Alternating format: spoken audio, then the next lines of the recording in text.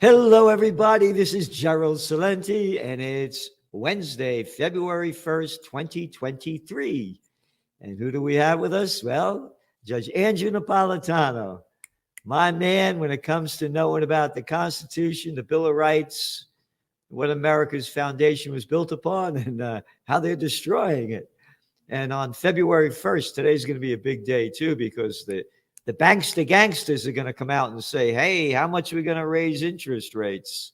So it's a big day on that end and a big day on how they're robbing us of our freedom and stealing more of our rights, because the judge has an article over here that's coming out tomorrow, The Legacy of George W. Bush and His Torturers.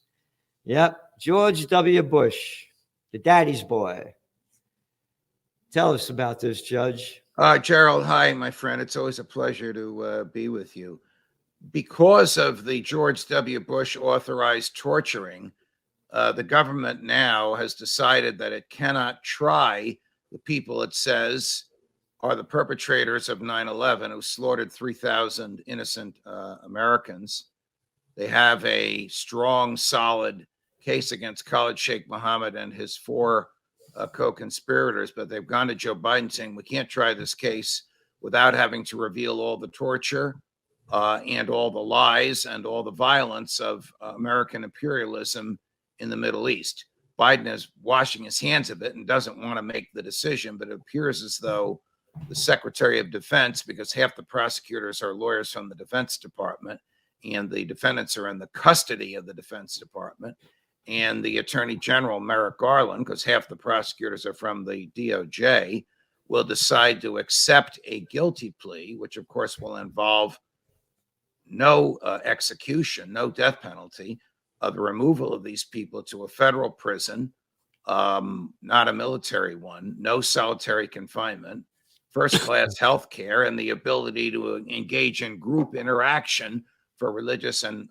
other purposes. The American public is largely unaware of the fact that the government has botched its own cases against these people because of the Bush authorized, and I suspect immunized, I don't know this, but I suspect he gave pardons to the torturers because the torture was horrific and criminal and couldn't be justified under American law. Bush was of the demented belief that military jurors on a military tribunal would not be fazed by torture. But every time one of these people has been tried at Gitmo, and no one has been tried at Gitmo for 9/11. There have been many trials, but none for 9/11. But every time someone's been tried at Gitmo and the courts allow the defendant to reveal to the jury what the CIA and the military did to them, the military jurors are repulsed by it and they request clemency for the defendant, even when the defendant has engaged in acts that resulted in the deaths of innocents. So Bush's bravado, torture, invasion of Afghanistan, invasion of Iraq has produced no good whatsoever. It's demented the American legal system, and it's resulted in the government's fear of prosecuting people as to whom the evidence of their guilt is overwhelming. You know, you talk about the torture. How about those dirty Russians? Nobody talks about Gitmo and the disgusting, the torture that they've done to these people, as well as they've done it all around the world with the CIA and others. And there's never a word about this. And it's disgusting. And remember when Obama ran on the line that he was going to close down Gitmo. I remember the first day that he's there, and they're taking the pictures as he's sitting behind a desk. He's, by the end of the year, Guantanamo will be closed down. Remember that one? Yes. Well, I agreed with him that it should have been closed. Oh, yeah. It costs $550 million a year to operate. It's the most expensive prison per prisoner in the world. The Republicans in the Congress enacted legislation prohibiting closing it down and prohibiting the removal of these prisoners to the United States, which prevented them from being tried in a federal district court here, prevented them from being incarcerated in a federal prison here, prevented them from being executed here. And then they inserted this into a piece of legislation that funded the Defense Department. So he couldn't veto the legislation. So he was forced to sign it. What I would do if I were the president, I would vacate it at night some night and shut it down. It's in the executive branch, and Congress can't tell him how to operate the prisons. But Donald Trump beefed up because he believed in tough prisons. Donald Trump beefed up Gitmo. Obama narrowed it down. Biden is shipping people back to the Middle East. There's only a dozen people left there, of whom 5 are Khalid Sheikh Mohammed and his 4 conspirators. Dozen people, $500 million a year to operate this place. It's a devil's island crafted by Lindsey Graham and his bloodthirsty buddies in the Republican Party, so to make America look tough and serious. And where is Guantanamo? Cuba. Cuba.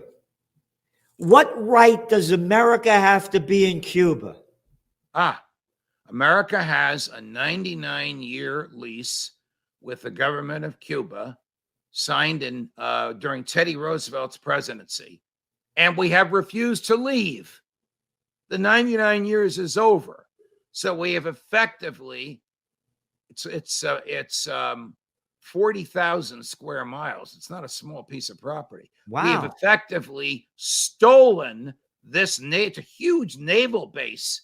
Gitmo is just the small prison camp surrounded by the huge naval base. We have stolen the property by refusing to leave after the 99-year lease. When Bush sent people to Gitmo, his advisors said to him, "Don't worry, it's not the United States. The Constitution won't apply. And best of all, those pesky federal judges can't bother you there." And the Supreme Court has basically said, because we refused to leave, the Supreme Court recognized that we stole the property. Because we refused to leave when the lease was over, it's effectively American territory, and therefore the Constitution applies, and therefore federal courts have jurisdiction over you. This was 180 degrees from what Bush wanted. But to your point, we have stolen this 40,000 square acres from Cuba. And there's never a word about it. Correct. Never a word about it. What the hell are we doing in Cuba? Correct. Oh, those dirty Russians. Oh, look at them. Yeah.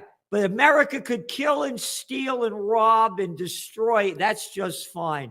And you talked about that Lindsey Graham, that little low-life piece of scum. There's not a war that he didn't support. He was in Ukraine this past January 21st, and with Richard Blumenthal, another arrogant boy from Connecticut, who lied that said he was in Vietnam, and all he ever did was get draft deferments, right, and then got an easy thing. They put him in the Marines, but didn't have to go anywhere, just stayed in Washington, D.C., that arrogant guy. And another little clown of nothing, this White House, the Sheldon Whitehouse, the White House jerk off. Senator from Ukraine, Democratic senator from Ohio. Ohio? Yes. Yeah. He goes, Lindsey Graham says, "I'm telling the people of South Carolina that you cannot allow one country to destroy another country and expect that it would not bother you one day." Oh, wait a minute. You mean destroy? You talked about 9/11. Was 9/11 a payback for the murders that Clinton did during his candidacy? Of every time he got caught with his pants down, bombs away over Baghdad, killed over 500,000 Iraqi children under the age of 5 because of his sanctions. That Madeleine Albright, the United States ambassador to the UN, said it was worth the price. Could have been the Yugoslav war, the Kosovo war, what they've done with the Palestinians. Oh, no, none of that. No payback there, but you can't expect that it will not bother you one day. Oh, after killing what? Between 800,000 and 1 million Iraqis? Oh, then they can't bother you one day? It's all right for you. But what hypocrisy over here. Yes. It's the belief in American exceptionalism. It's the belief in American empire. It's the belief that when somebody else does it, it's wrong, but when we do it because we're Americans, it's right. It defies a common understanding of morality. It defies right and wrong. It says that might makes right. It is repugnant to the founding documents of the United States of America. It presumes that everything we do is correct just because we do it. That's the Lindsey Graham model. And apparently, Blumenthal's a liberal Democrat. Graham purports to be a conservative Republican. Apparently, there are people across the aisle and across the political spectrum. So this is John McCainism run amok, and they agree with this stuff. Yep. No, this little lowlife piece of scum, this, again, all they do is quote this little jerk, Lindsey Graham, a nothing. Every damn day he's out there and they keep putting him forward, and you're banned to talk about peace. You are not allowed in the United States to give anything contrary to the war message. And this clown Graham, I mean, he goes on, listen to this. Here is what I tell the American taxpayers in South Carolina. The reason I am asking you to help Ukraine, you ready? Is because if we do not stop Putin here, he will keep going. Hey, does that remind you of the domino theory by that other little arrogant clown? What was it? Buckley? What was his name? William F. Buckley? What? William F. Buckley? Yeah. That was the domino theory in Vietnam. Yeah. When Vietnam falls, the whole rest of the world will become communist. They're saying the same thing here. If we do not stop Putin here, he will keep going. They're selling the domino theory again, and the people keep buying it. The domino theory does nothing but enrich the military-industrial complex.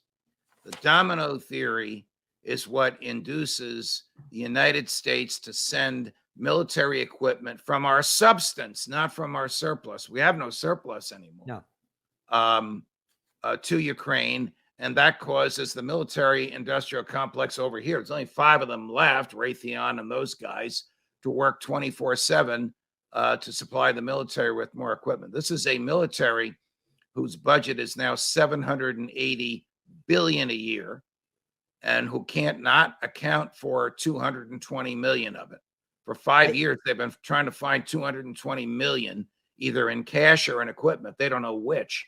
That's been missing, and they can't account for it. Would you give somebody 700 billion who lost 200 million? Of course not. But that's what Lindsey Graham and the Congress and Republican presidents and Democrat presidents have done to the Defense Department. Give them all they want. The most inefficient thing on the planet. Yep. Wasting money, wasting cash, defending 900 foreign military installations. There isn't a person on the planet who can name all 900 of them or justify even 100 of them. We have no right to be anywhere other than in America. Correct. Every gun that is made, every warship launched, every rocket fired signifies in the final sense a theft from those who hunger and are not fed, those who are cold and not clothed. The world in arms is not spending money alone. It's spending the sweat of the laborers, the genius of the scientists, the hopes of the children. This is not a way of life at all in any true sense. Under the clouds of war, it is humanity hanging on a cross.